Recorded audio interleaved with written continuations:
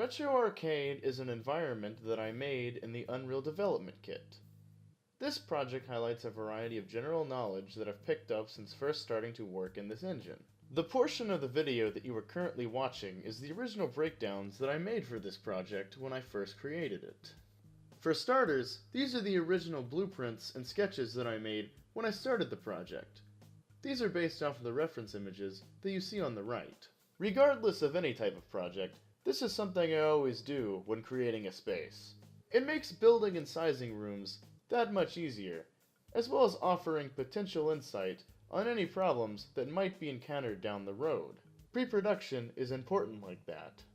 Speaking of pre-production, I viewed this as an opportunity to show self-made prop models in a finalized environment. I had to ask myself, what would I need to make this environment believable? This was one of the first opportunities I had at getting the experience of making a list of prop models I would need for the environment so it could actually be recognized as an arcade, even to someone who's never actually been in one. By creating and using this list, I was able to effectively manage my time and get out all the models that I needed to make the environment convincing. All of the models you see in the level were made by me in about 5 days. This includes the whole process, from modeling props in Maya, to generating the UVs, importing them into Photoshop, texturing them in Photoshop, and then uploading the finished texture into the UDK engine.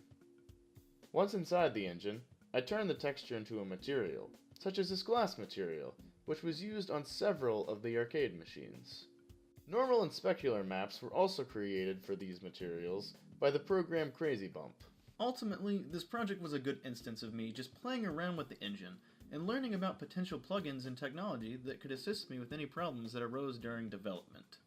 For example, all of my arcade machines originally had still images on their monitor screens. I didn't like this because arcade machines are full of life, sound, and visual movement, even when no one is using them. So, to solve this problem, I discovered the use of BINC, a plugin that allows full motion video to become an animated texture on part of a model. It gave the level a whole new layer of depth. The room felt alive, and each model felt like it had purpose. During the course of this project, I picked up a wide variety of skills, so that when I work with modelers, texture and material artists, and even people that work with video and animation, I have a better understanding of what they do.